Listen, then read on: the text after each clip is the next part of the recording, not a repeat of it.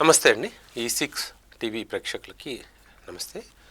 ఈరోజు మనం psychogenic ED గురించి మనం లాస్ట్ 2 ఎపిసోడ్స్లో దాని గురించే మాట్లాడుకున్నాము.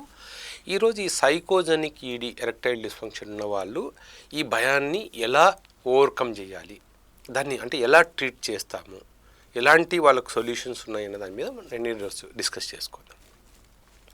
సో ఈ పర్ఫార్మెన్స్ యాంగ్జైటీ ఉన్న వాళ్ళకు జనరల్గా ఏంటంటే వాళ్ళకి కౌన్సిలింగ్ అనేది చాలా ముఖ్యం. ఫస్ట్ సిట్టింగ్లో మనం ఏం చేస్తామంటే వాళ్ళకున్న భయాల్ని పోగొడతాం. అంటే చిన్న భయాలు, చాలామందికి చిన్న భయాలే ఉండొచ్చు. పెనిస్ చిన్నగా ఉందనో, లేకపోతే టెస్టిస్ చిన్నగా ఉన్నాయనో, లేదా టెస్టిస్ పైకి కిందికి ఉన్నాయనో, లేకపోతే పొట్టిగా ఉన్నానో, పొడుగ్గా ఉన్నాను, ఇవన్నీ చిన్న డౌట్స్ ఉంటాయి. ఏదో సార్ తెలుసో తెలియకో నేను ఎక్కువ రోజులు మాస్టర్బేషన్ చేశాను, దానివల్ల ఏమైనా డ్యామేజ్ అయిందేమో బ్లడ్ వెజల్స్, లేదా పెనిస్లో పెయిన్ వస్తుందనో, టెస్టిస్లో పెయిన్ వస్తుందనో, లేదా లావు పెరగట్లేదు సార్, నేను ఎంత తిన్నా కూడా లావు పెరగట్లేదు, బక్కగా ఉన్నాను, నాకు స్టామినా తక్కువ ఉందేమో, ఇవన్నీ అపోహలు ఉంటాయి. సో ఫస్ట్ వాళ్ళతో మాట్లాడినప్పుడు బేసిక్ టెస్ట్ చేసి వాళ్ళకి ఏమేమి ప్రాబ్లమ్స్ ఉన్నాయో ఆ ప్రాబ్లమ్స్ని క్లియర్ చేయడానికి ట్రై చేస్తాం. సో అప్పుడు ఏం చేస్తుందంటే వాళ్ళకు నేను నార్మల్ అనే అంటే కాన్ఫిడెన్స్ని ఇవ్వడానికి ట్రై చేస్తాం. రెండోది, కౌన్సిలింగ్ అనేది సెక్షువల్ పార్ట్స్ మీద కానీ ఫంక్షనింగ్ మీద కానీ మనం కౌన్సిలింగ్ ఇవ్వాలి. అంటే ఫెయిల్యూర్ ఎందుకు అవుతున్నారు, ఆ ఫెయిల్యూర్కి రీజన్స్ ఏంటి, వాళ్ళలో ప్రాబ్లం ఉందా లేదా, అది మనం చెప్పగలగాలి. ఇప్పుడు ఒక పేషెంట్కి నాకేదో ప్రాబ్లం ఉందేమో, దానివల్ల నేను ఫెయిల్ అవుతున్నాను అనే భయంలో బతకడం కన్నా, నాకే ప్రాబ్లం లేదు, డాక్టర్ అన్నీ చెప్పేశారు, సో నాకున్నది ఓన్లీ భయమే అన్నప్పుడు ఆటోమేటిక్గా కాన్ఫిడెన్స్ పెరుగుతుంది. సో అందుకని అలాంటికి ఏం చేస్తామంటే కొద్ది రోజులు ఈ టెడలాఫిల్ లాంటి మందులు స్టార్ట్ చేస్తాం. ఈ టెడలాఫిల్ లాంటివి అంటే మనకు మార్కెట్లో సిల్డనాఫిల్ ఉన్నాయి, టెడలాఫిల్ ఉన్నాయి, వర్డనాఫిల్ ఉంది, అవెనాఫిల్ ఉంది, ఇవన్నీ కూడా వైగ్రల్ లాంటి మెడికేషన్సే. బట్ వాటిల్లో మనకి ఏది సేఫ్ అనేది మనం ఆలోచించుకోవాలి. సో ఎందుకు అన్నిటికన్నా సేఫెస్ట్ ఈజ్ టెడలాఫిల్. సో ఈ టెడలాఫిల్ టాబ్లెట్ వల్ల మనకు చాలా అడ్వాంటేజెస్ ఉన్నాయి. ఇది రోజు తీసుకోవచ్చు, సైడ్ ఎఫెక్ట్స్ చాలా తక్కువ.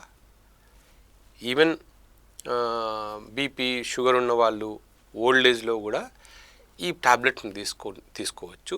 సివియర్ కార్డియాక్ ప్రాబ్లమ్స్ ఉన్న వాళ్ళు తప్ప ఎవరైనా ఈ టాబ్లెట్స్ తీసుకోవచ్చు. ఇంకో అడ్వాంటేజ్ ఏంటంటే ఈవెన్ కార్డియాక్ సర్జరీ అయిన తర్వాత కానీ, అంటే హార్ట్ బాగా ఫంక్షనింగ్ ఉన్నప్పుడు కానీ, లేదా ఓల్డ్ ఏజ్లో ప్రాస్టేట్ ప్రాబ్లమ్స్ ఉన్న వాళ్ళకు కూడా ఈ టెడలాఫిల్ టాబ్లెట్ బాగా పనిచేస్తుంది. అంటే టెడలాఫిల్ అంగస్తంభనకి పనికొస్తుంది, ప్రాస్టేట్కి పనికొస్తుంది. సో డ్యూయల్ ఫంక్షన్ ఉంటుంది. సో అందుకని జనరల్గా టెడలాఫిల్ని మనం సెలెక్ట్ చేసుకుంటాం.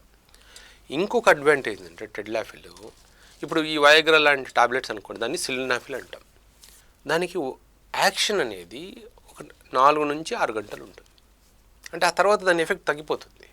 బట్ టెడలాఫిల్ అడ్వాంటేజ్ ఏంటంటే మీకు ఆల్మోస్ట్ 24 నుంచి 36 అవర్స్ పనిచేస్తుంది. సో మీరు టైమ్డ్ ఇంటర్ కోర్స్ చేయాల్సిన అవసరం లేదు. అంటే చాలామంది ఇప్పుడు ఈ టాబ్లెట్స్ తీసుకున్నప్పుడు 1 గంట ముందు వేసుకోవాలి, వెంటనే చేయాలి, లేకపోతే దాని ఎఫెక్ట్ తగ్గిపోతుంది అనుకుంటుంటారు కదా. ఈ టెడలాఫిల్ అలా కాదు. మీరు నైట్ వేసుకున్నా ఆ రోజంతా పనిచేస్తుంటుంది కాబట్టి మీరు పర్టికులర్ టైంలోనే నేను కలవాలి అని అనుకోవడానికి ఏం లేదు. నెక్స్ట్ డే మార్నింగ్ అయినా కలవచ్చు, మధ్యాహ్నం అయినా కలవచ్చు, ఏ టైం అయినా పనిచేస్తుంది. సో ఈ ఫియర్ ఉన్న వాళ్ళకు కొద్ది రోజుల పాటు టెడలాఫిల్ పెడతాం. ఈ టెడలాఫిల్ పెట్టడం వల్ల ఏంటంటే వాళ్ళకు బాగా ఎర్లీ మార్నింగ్ ఎరెక్షన్స్ కానీ, స్పాంటేనియస్ ఎరెక్షన్స్ కానీ మెల్లమెల్లగా పెరుగుతూ వస్తే వాళ్ళ కాన్ఫిడెన్స్ పెరుగుతుంది. డాక్టర్ గారు నాకు ఇది చూడగానే నాకు రోజు ఎరెక్షన్స్ వస్తున్నాయి, నాకు కొంచెం కాన్ఫిడెన్స్ వస్తుంది అని చెప్తారు. అప్పుడు మనం ట్రై చేయమని చెప్తాం. సో ఇప్పుడు ఎప్పుడైనా సరే మనం పర్ఫామ్ చేసి ఆ ఫియర్ని ఓవర్కమ్ చేసినప్పుడు ఆటోమేటిక్గా మనకు భయం పోతుంది, కాన్ఫిడెన్స్ కంటిన్యూ అయిపోతుంది. సో అందుకని పెళ్ళి కాని వాళ్ళను ట్రీట్ చేయడం ఒకలాగా ట్రీట్ చేయాలి, పెళ్ళి అయిన వాళ్ళని ఒకలాగా ట్రీట్ చేయాలి. పెళ్ళి అయిన వాళ్ళని ట్రీట్ చేయడం చాలా ఈజీ. ఎందుకంటే పార్ట్నర్ ఉంటుంది కాబట్టి మీరు ఈ నెల రోజులు ఈ మందులు వాడి రండి అంటే వాళ్ళు వాడి వస్తారు, వెంటనే మనకు చెప్పగలుగుతారు, డాక్టర్ గారు ఈ నెల రోజులు నేను మందులు వాడాను, నేను ఇన్నిసార్లు కలవగలిగాను, ఇన్నిసార్లు ఫెయిల్యూర్ అయింది. సో నేను అంటే అప్పుడు మనకేంటంటే డోస్ మార్చచ్చా లేదా డోస్ ఏమైనా పెంచాలా, డోస్ తగ్గించాలా మనకి ఈజీగా అర్థమవుతుంది. కానీ పెళ్ళి కాని వాళ్ళని ట్రీట్ చేయడం కొంచెం కష్టం, ఎందుకంటే వాళ్ళకు పార్ట్నర్ ఉండదు కాబట్టి వాళ్ళు ఓన్లీ ఎర్లీ మార్నింగ్ వచ్చే ఎరెక్షన్ను లేదా ఎప్పుడో ఒకసారి పార్ట్నర్ను కలవడానికి ట్రై చేసి ఆ రోజు హాఫ్ ఇయర్ అంటే ఇప్పుడు డైలీ కాకుండా ఎప్పుడో 10 డేస్కి ఒకసారి 15 డేస్కి ఒకసారి కలుస్తున్నారనుకోండి, ఆ టైంలో ఏదో రీజన్స్ వల్ల అవ్వచ్చు అవ్వకపోవచ్చు కూడా. సో అందుకని వాళ్ళకు కాన్ఫిడెన్స్ బిల్డప్ అవ్వదు. సో అది కొంచెం కష్టం, అంటే వాళ్ళని డిఫరెంట్గా ట్రీట్ చేస్తాం.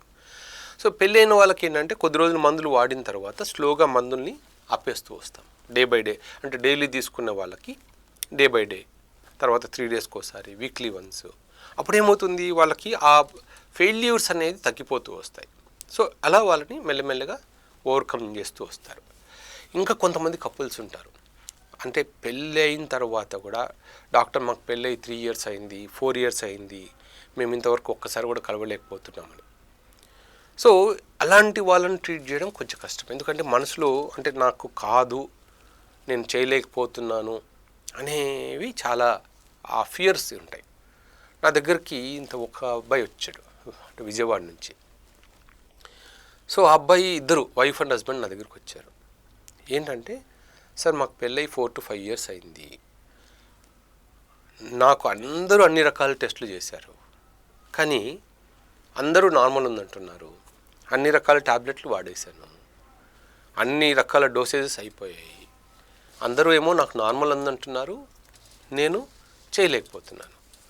సో ఇప్పుడు ఏంటంటే ఆల్రెడీ పాపం ఏదో ఎవరో సజెస్ట్ చేశారు, మీరు పిల్లల కోసం ట్రై చేయండి, మీరు పిల్లల కోసం ట్రై చేస్తే మీకు పిల్లలు పుట్టిన తర్వాత ఈ ప్రాబ్లం ఓవర్కమ్ అవుతుందని. ఈ మధ్యలో వెళ్ళిపోయి ఐయుఐలు IVF ఇవి చేసేసుకున్నారు. కాకపోతే ఏమైంది, పాపం అవన్నీ ఫెయిల్ అయిపోయాయి, అక్కడ ఒక 4-5 lakhs వేస్ట్ అయిపోయింది. సో నా దగ్గరకు వచ్చినప్పుడు డాక్టర్ గారు నాకు ఇంకా ఏం లేదు, మాకు ఉన్న డబ్బులన్నీ ఖర్చు అయిపోతున్నాయి, మాకు ఈ ప్రాబ్లం క్యూర్ అవ్వట్లేదు, మాకు ఓన్లీ మేము సూసైడ్ చేసుకోవాలనుకుంటున్నాము అని వచ్చారు. సో అలాంటి కపుల్స్ కూడా అప్పుడప్పుడు వస్తారు. అలాంటి వాళ్ళకి ఏం చెప్తామంటే ఇంజెక్షన్ థెరపీ అని ఉంటుంది. కొన్ని రకాల ఇంజెక్షన్స్ ఇచ్చినప్పుడు పెనిస్కి, అంటే మేము ట్రైమిక్స్ అని, బైమిక్స్ అని ఇలాంటి ఇంజెక్షన్స్ ఉన్నాయి. అది మనం పెనిస్కి ఒక ఇంజెక్షన్ ఇస్తే 1 గంట నుంచి 2 గంటల పాటు ఎరెక్షన్ అలాగే ఉంటుంది. కాకపోతే ఏంటంటే ఇది నైట్ టైం ఇవ్వకూడదు, అంటే డాక్టర్ల పర్యవేక్షణలోనే ఇవ్వాలి. అంటే ఇంజెక్షన్ ఇచ్చేసి మళ్ళీ ఒక 1 hour తర్వాతనో 2 hours తర్వాతనో అంగస్తంభం తగ్గకపోతే మళ్ళీ వాళ్ళు రావాల్సి ఉంటుంది. సో అలాంటి వాళ్ళని ఏంటంటే కొన్నిసార్లు హాస్పిటల్లో అడ్మిట్ చేసుకుంటాము, లేదా హాస్పిటల్ దగ్గరలో ఏదైనా హోటల్ రూమ్ తీసుకోమంటాము. సో హాస్పిటల్కి పిలిపించేసి ఇంజెక్షన్ ఇచ్చేసి ఎరెక్షన్ రాగానే వాళ్ళని వెళ్ళి ట్రై చేయమంటాం. ఇందాక నేను చెప్పిన అబ్బాయి కూడా అదే చేశాం, హాస్పిటల్లో అడ్మిట్ చేసేసుకొని ఆ ఇంజెక్షన్ ఇచ్చి కలవమని చెప్పాం. ఎందుకంటే అక్కడ ఏమవుతుంది, ఎంత ఫియర్ ఉన్నా ఎరెక్షన్ అలా ఉండిపోతుంది. సో అబ్బాయి కూడా ఫస్ట్ టైం ఇంటర్కోర్స్ అయిన తర్వాత వాళ్ళకి అసలు అంటే మళ్ళీ ట్యాబ్లెట్ తీసుకోవాల్సిన అవసరమే రాలేదు. అంటే ఇది ఎందుకంటే అలాంటి సివియర్ పర్ఫార్మెన్స్ యాంగ్జైటీ ఉన్న వాళ్ళకు ఇలాంటి ఇంజెక్షన్స్ కూడా ఉంటాయి. బట్ ప్రతిరోజు తీసుకోవాల్సిన అవసరం లేదు. ఫస్ట్ టైం ఇంటర్కోర్స్ అయ్యేంత వరకు ఇంజెక్షన్ ఇవ్వగలిగామనుకోండి, ఆటోమేటిక్గా వాళ్ళకి నేను ఒకసారి చేయగలిగాను అనే ఫియర్ అనిపోతుంది. ఇలాగ కొంతమందికి ఏంటంటే ఇలాంటి వాళ్ళ కోసము కేరళలో అయితే కొన్ని హాస్పిటల్స్ అడ్మిట్ కూడా చేస్తారు. ఒక 1 week 2 weeks అడ్మిట్ చేసేసుకొని రోజు అక్కడ అంటే నర్సులు ఉంటారు. సో వాళ్ళు ఏంటంటే ఎడ్యుకేషను, అంటే సెక్స్ ఎడ్యుకేషను, తర్వాత వాళ్ళని ఎక్కడెక్కడ మిస్టేక్స్ అవుతున్నాయి అని గైడ్ చేస్తారు. కానీ ఇవన్నీ ఏంటంటే మనకు అలాంటి ఫెసిలిటీస్ తక్కువ. సో అలాంటి వాళ్ళకి ఏంటంటే సింపుల్గా ఈ ఇంజెక్షన్ థెరపీతో ఆ ఫియర్ పోయేట్లు చేయొచ్చు. కానీ పర్ఫార్మెన్స్ యాంగ్జైటీ గురించి ఎప్పుడు కూడా మనం లో డోస్ మెడికేషన్స్తో ఇంక్రీజ్ చేసుకుంటూ పోవాలి. నేను చెప్పినట్టు డైరెక్ట్గా మనము సిలినాఫిల్ టాబ్లెట్స్, వయాగ్రాల్ టాబ్లెట్లు, హై డోస్ వయాగ్రా టాబ్లెట్లు తీసుకుంటే ఏమవుతుందంటే మనం ఒక ప్రాబ్లం నుంచి ఇంకో ప్రాబ్లంకి వెళ్ళిపోతున్నాం తప్ప దానికి ట్రీట్మెంట్ కాదు. ఎందుకంటే టాబ్లెట్ మీద డిపెండెన్స్ పెరిగిపోతుంది. సో వ్యూవర్స్, ఈరోజు మనం పర్ఫార్మెన్స్ యాంగ్జైటీని ఉన్న వాళ్ళని ఎరెక్టైల్ డిస్ఫంక్షన్ ఎలా మనం ఓవర్కమ్ చేయాలి అని చెప్పాను కదా. సో నెక్స్ట్ వీడియోలో మనం అదర్ టైప్స్ ఆఫ్ ఈడీ అంటే హార్మోనల్ ఎరెక్టైల్ డిస్ఫంక్షన్ గురించి మనం డిస్కస్ చేసుకుందాం. Thank you.